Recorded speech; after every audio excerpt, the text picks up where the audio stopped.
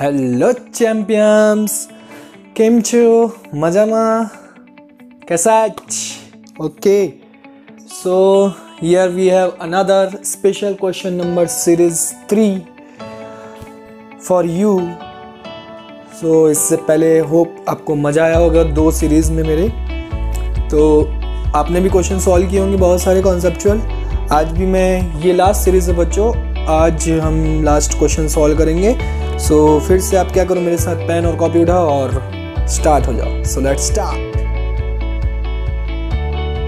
Question number 1। Question number 1 क्या कहता है बच्चों? Two objects of masses m1 and m2 having the same size are dropped simultaneously from heights h1 and h2।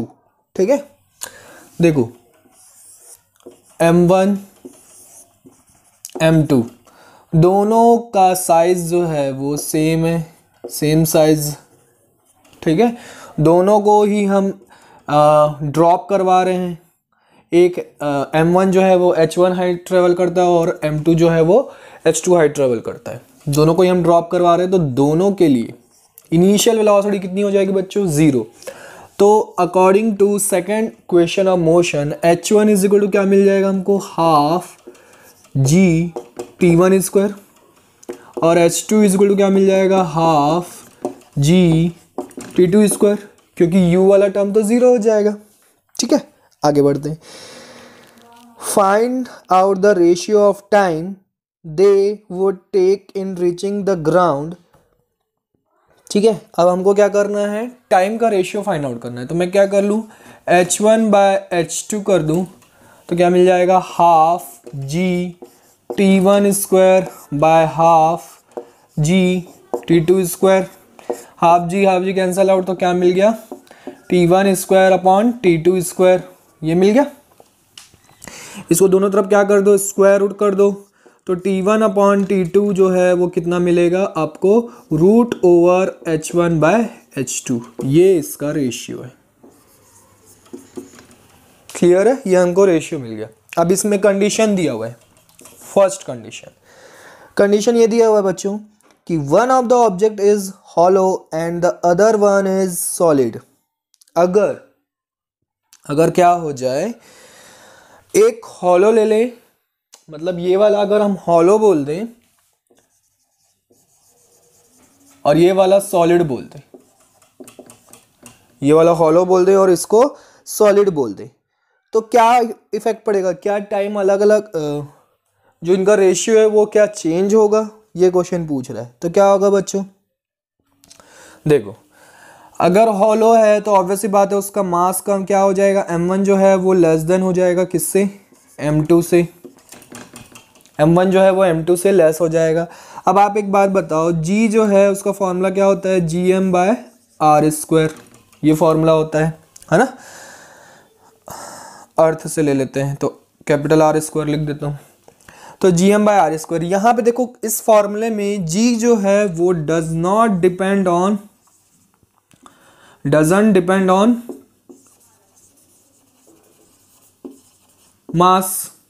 Mass of object.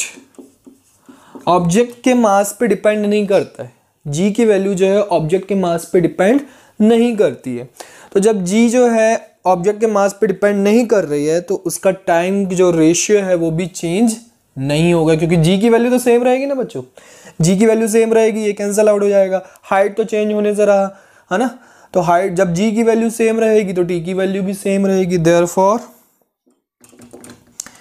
Ratio will be same,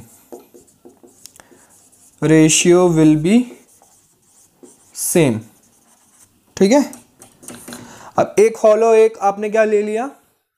solid ले लिया, तब भी उसका time change नहीं हुआ। क्यों? क्योंकि g जो है उसके मास पे डिपेंड नहीं करता है।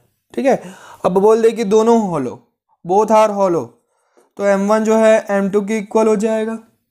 अब m1 m2 के इक्वल हो या लेस देन हो या ग्रेटर देन हो, उससे कोई फर्क पड़ रहा है क्या? नहीं पड़ रहा है। अगेन g पे डिपेंड नहीं करेगा, तो रेशियो अगेन क्या होगा? सेम होगा। क्लियर है? अगर हम दोनों को हॉलो ले लेते हैं या दोनों को सॉलिड ले लेते हैं या एक को हॉलो एक को सॉलिड, कुछ भी ले लो, उसका टाइम पे कोई भी फर्क नहीं पड़ने वाला है। Is it clear? Okay, next question, question number 2. What is saying question number 2? The radius of the earth at the poles is 6357. पोल पे रेडियस कितना है 6357 किलोमीटर, ठीक है। इक्वेटर पे रेडियस कितना है 6378 किलोमीटर।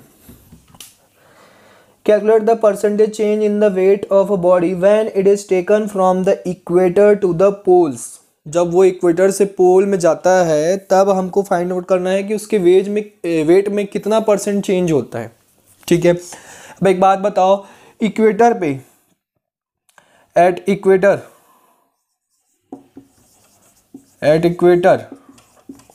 रेडियस जो है वो ग्रेटर देन होती है पोल्स के रेडियस से, तो जी की वैल्यू क्या होगी, इज लेस देन होगी पोल से, है ना। इक्वेटर में जी की वैल्यू क्या हो जाएगी, लेस देन हो जाएगी पोल से। तो इक्वेटर से पोल की तरफ लेके जाना है, मतलब जी की वैल्यू कम हो जाएगी। तो जी का फॉर्मूला क्या बन जाएगा, इक्वेटर पे बनेगा जी एम इक्वेटर का रेडियस, और पोल पे क्या बनेगा जी एम बाय पोल का रेडियस, ठीक है।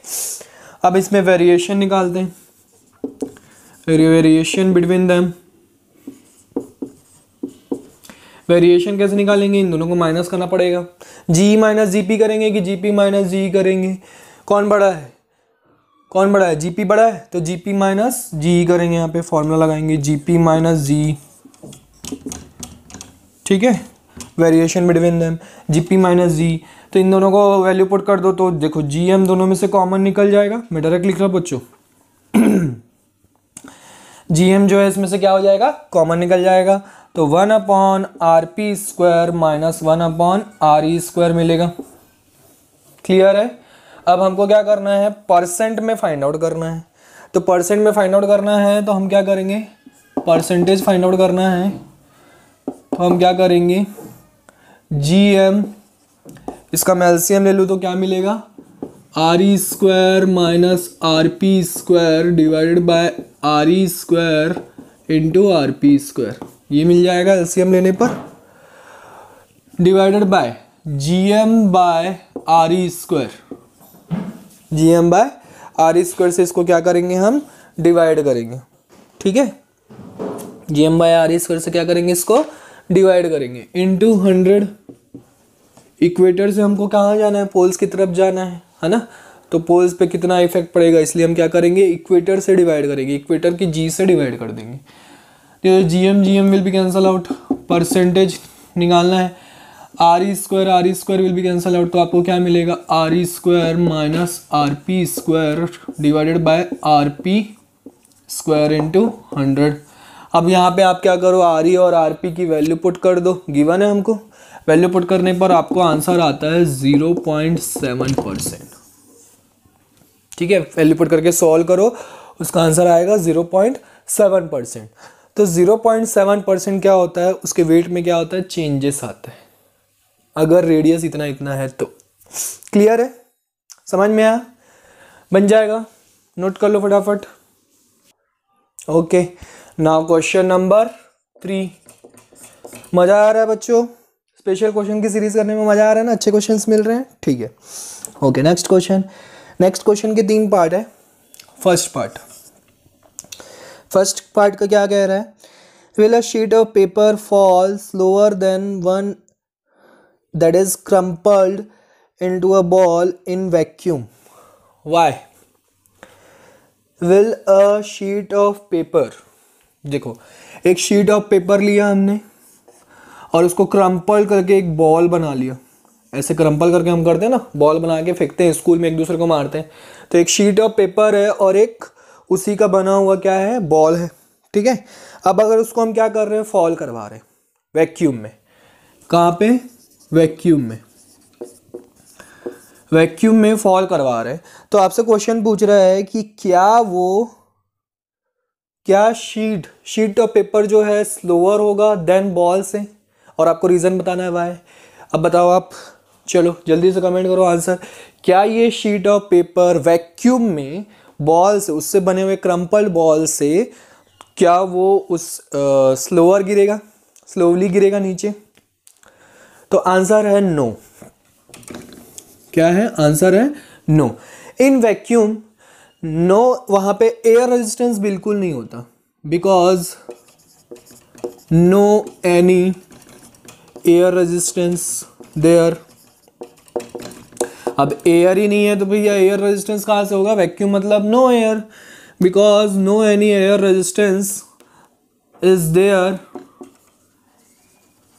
है ना? कोई वहाँ पे एयर रेजिस्टेंस नहीं है, तो इसका मतलब क्या है? मैंने जब पढ़ाया था गैलीलियो का यही रूल था, उन्होंने यही हमको प्रूव किया था कि जो जब भी दो ऑब्जेक्ट को हम एक साथ यहाँ पे क्या करते हैं, ड्रॉप करवाते हैं किसी हाइट से वैक्यूम में, तो दोनों क्या करते हैं? एक साथ गिरते हैं।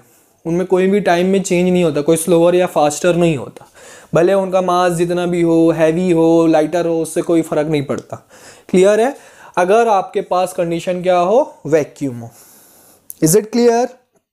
Okay, next part two. Part two क्या कहता है?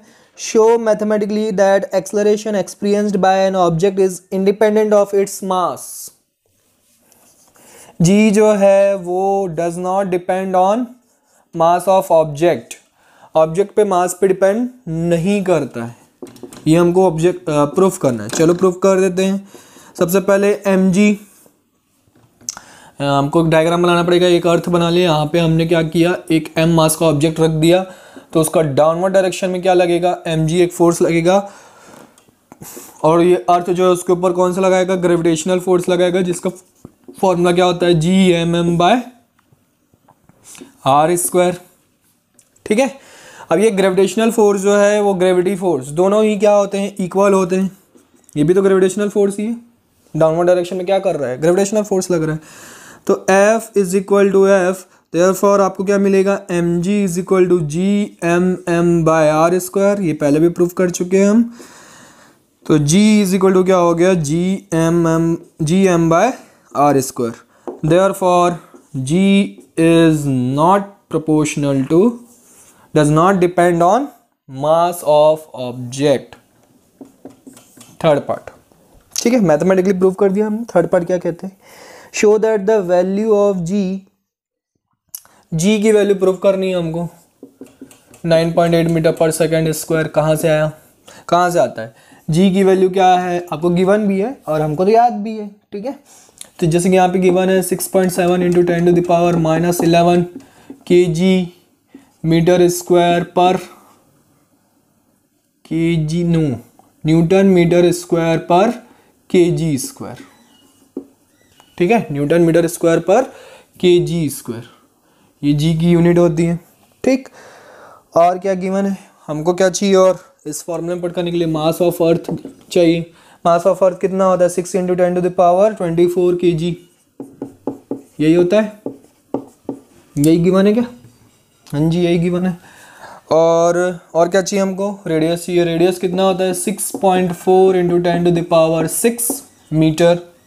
क्लियर है बच्चों? इस वैल्यूज को यहाँ पे पुट कर दो और सॉल्व कर दो।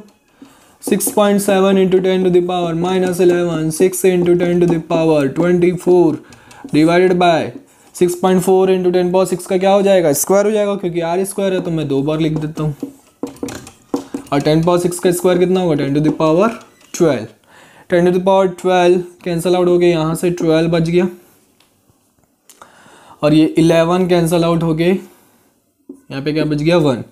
तो ये हो गया 6.7 into 10 into 6 divided by 6.4 into 6.4। जब आप इसको सॉल्व करेंगे तो इसका आंसर आता है कितना? अच्छा, इस 10 को मैं क्या कर दूँ? अलग लिख देता हूँ यहाँ पे। इसको सॉल्व करने पर आपका आता है 0.981। आप सॉल्व करके देख लेना बच्चों। इंटू 10, तो जी की वैल्यू कितनी आ गई? 9.81 मीटर पर सेकेंड स्क्वायर, जिसको हम अप्रॉक्सीमेट कितना लिखते हैं? 9.8 metre per second square. Hence proved. और जनरली हम न्यूमेरिकल सॉल्व करने के लिए कभी कभी जी की वैल्यू क्या ले लेते हैं? 10 ले लेते हैं। क्लियर है? समझ में आ रहा? Okay, one more last question है बच्चों, question number 4 of this series. End of this lecture. और ये क्वेश्चन नंबर 4 मैं आपको यहाँ पे वैल्यूज दूंगा और सॉल्व आपको करना है, that is your practice work, क्योंकि बहुत इजी क्वेश्चन है, आप लोग कर लेंगे। ठीक, मैं बताते जा रहा हूँ आपको। At some moment two planets Jupiter and Saturn of the solar system are in the same line as seen from the Earth. Find the total gravitational force due to them on a person of mass 50 kg on the Earth. Could the force due to the planets be important? चलो सबसे पहले क्या करना है, एक अर्थ पे क्या है, अर्थ पे एक 50 kg का एक पर्सन यहाँ पे खड़ा है, ठीक है, ये पर्सन है खड़ा है वहाँ पे। इस पे क्या करना है, जुपिटर एंड सैटर्न ये दोनों क्या करेंगे, ग्रेविटेशनल फोर्स अप्लाई करेंगे, उस ग्रेविटेशनल फोर्स को फाइंड आउट करना है। कैसे फाइंड आउट करेंगे, सब चीज़ आपको गिवन है, मैं आपको दे देता हूँ। मास ऑफ जुपिटर, ये आपको सॉल्व करना है बच्चों। मास ऑफ जुपिटर कितना है, 2 × 10⁻27 kg, और mass of Saturn is equal to 6 × 10⁻26 kg। दोनों ही किससे हैं, अर्थ से बड़े हैं, मास में ज़्यादा है mass. Distance Jupiter from the earth, distance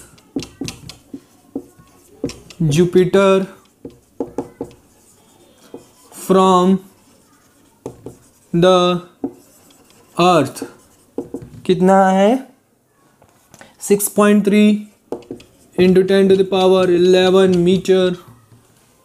कितना डिस्टेंस है बच्चों, सोचो। Distance Saturn from the earth is equal to कितना है, 1.28 × 10⁻12 मीटर, 1.28 × 10⁻12 मीटर, ठीक है।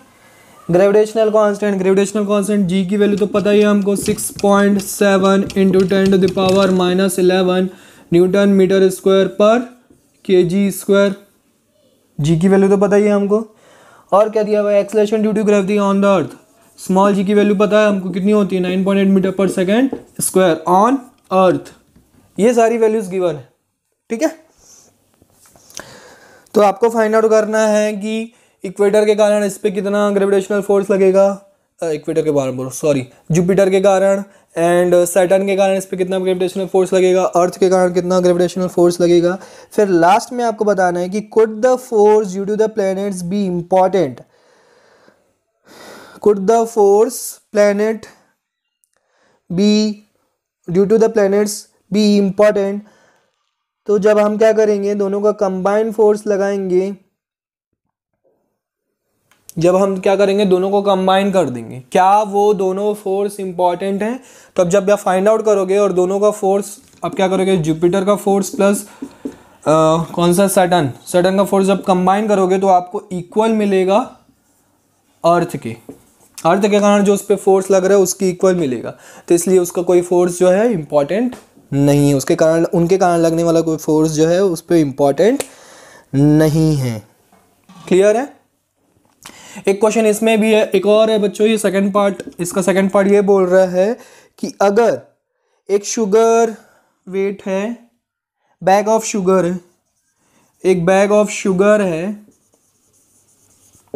जिसका वेट कितना है, W, ठीक है, जिसका वेट हमने एज्यूम किया W।